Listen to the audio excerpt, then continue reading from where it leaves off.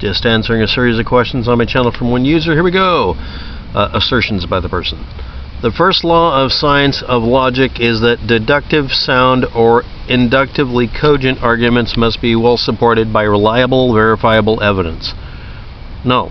Anyway, yeah, okay, fine. I'm trying to figure out if you're controlled opposition. How about uncontrolled opposition? And or if your judgment is good enough to be worth me following your channel.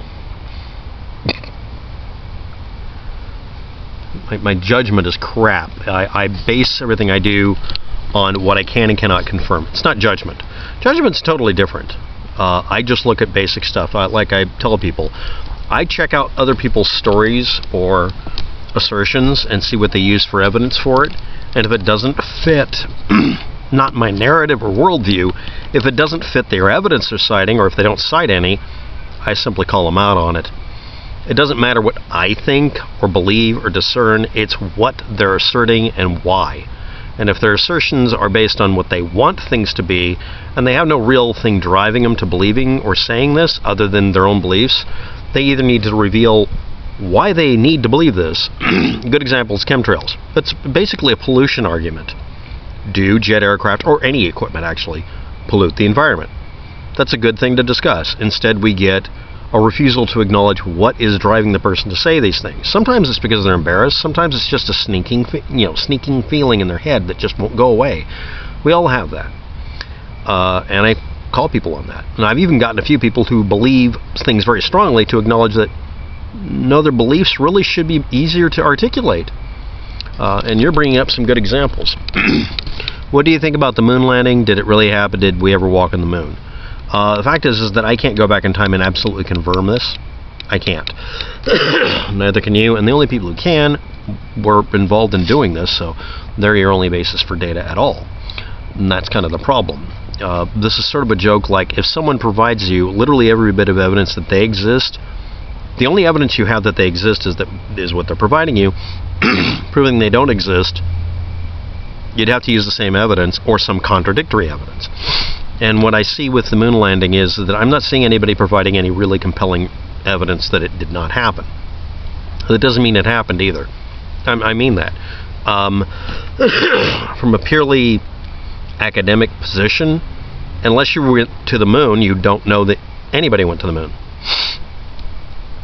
I've made arguments before. If you're going to make arguments based on the worldview and the universe that moon landing denialists use, they base it on a bunch of unanswered questions and them making spurious allegations without backing it up, instead of doing something simple. This is the assertion I make.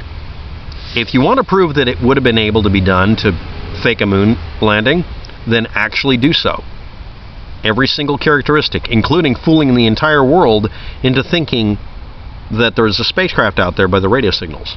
Because everybody on the planet that had a radio receiver compared notes and found, yeah, the most likely scenario is at least a transmitter out there. And landing on the moon, the same thing. There's an object on the moon that is still there that you can bounce a laser beam off of. And you get one or two responses from moon landing denialists.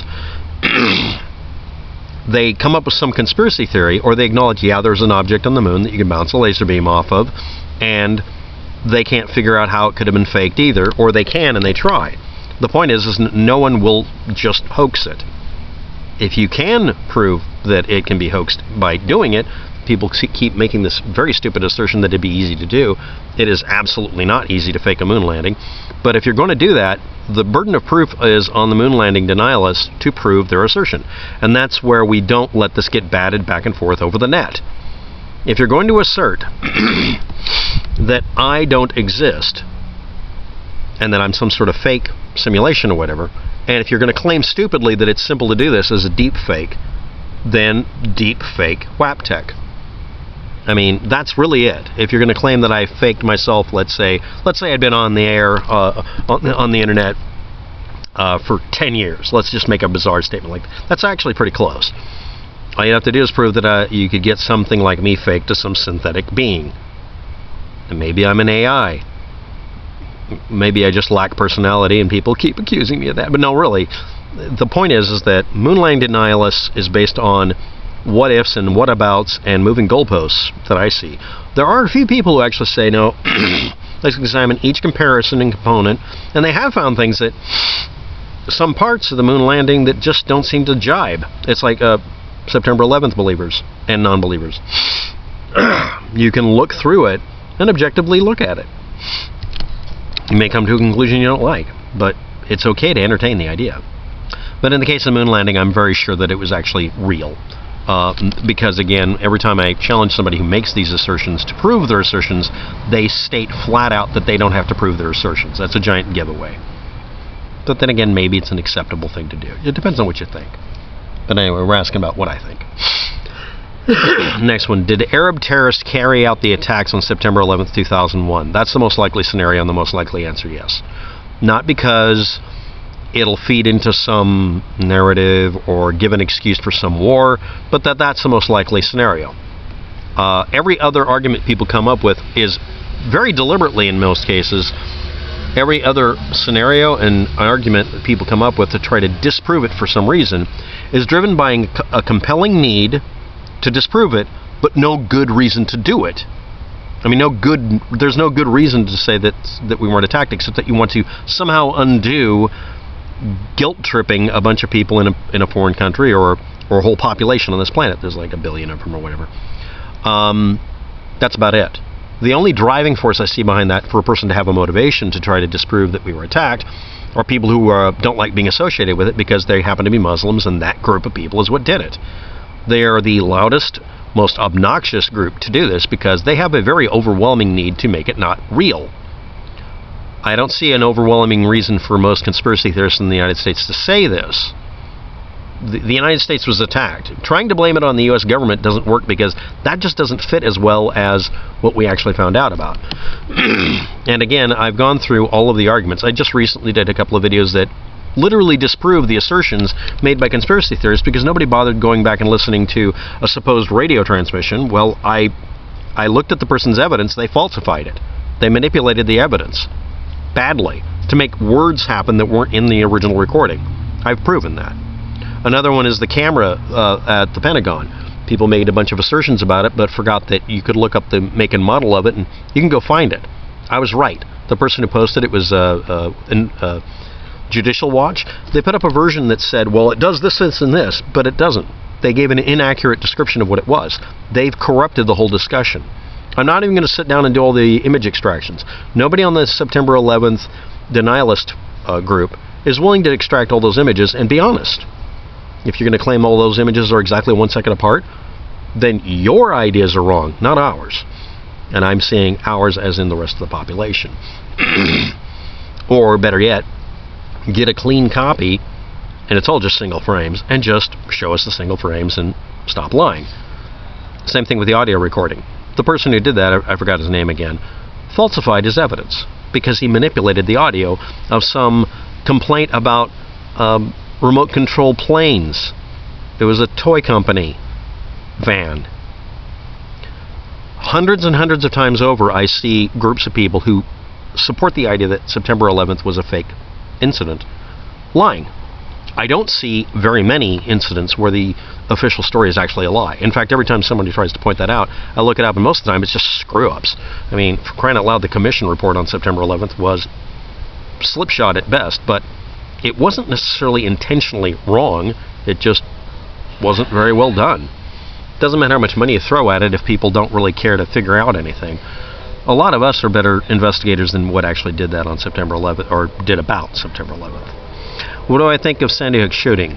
It was a terrible incident, happened in the United States, and anybody claiming it's a hoax so far has always had some bizarre motivation to be attention whores or reality deniers, and they're notorious, in fact infamous, for doing one major thing: harassing the victims of the murders and the survivors of the murders. And the next thing is absolutely infamous and notorious for falsifying their evidence.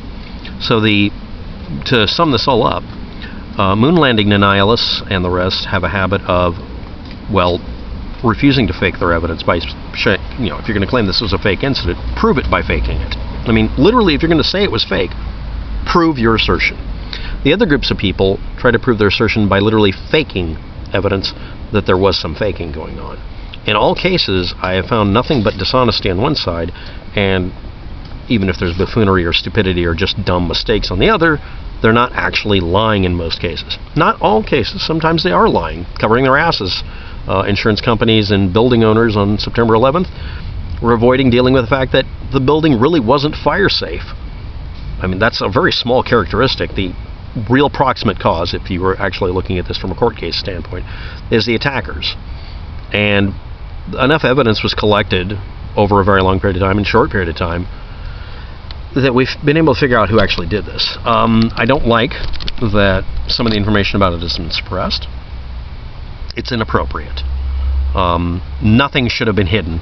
We all have a right to know what happened that day, and that doesn't help that that was done by a lot of them. Anyway, the next assertion by the person: I have been able to find no reliable evidence that carnivora has any beneficial effects for humans, and he thanked me for my review of the same thing. I did. The same video. I couldn't find any reliable data that says it's worth the risk medically to do on a food supplement that was provided. Well, I guess you'll call it a food supplement. Go look it up. Thank you for the excellent video, and thank you. And I said, well, thank you very much as well.